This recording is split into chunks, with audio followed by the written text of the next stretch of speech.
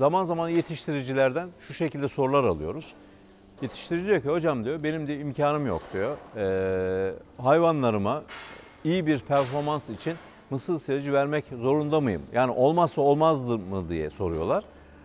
Türkiye'nin kaba yem yapısı değerlendirildiğinde bunun için ne yazık ki evet olmazsa olmaz cevabını verebilirim. Ama dünya şartlarını ortaya koyduğumuzda eğer yeterli bir kuru otunuz veya yeterli bir ot silajınız, bol bir ot silajınız varsa mısır silajı vermek zorunda değilsiniz. Yani mısır silajının vermiş olduğu enerjiyi biz bir miktar içerisine rasyonu tahıl katarak yapabiliriz. Ama bizim sorunumuz şu ülkenin.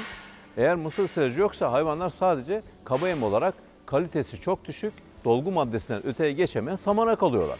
O yüzden biz Türkiye şartlarında mısır silajını neredeyse olmazsa olmaz olarak görüyoruz. Ama elinizde az önce de söyledim, bol miktarda kuru otunuz, bol miktarda ot silajınız, yonca silajınız, değişik buğday silajınız, hasıl silajınız varsa mısır silajı vermek zorunda değilsiniz.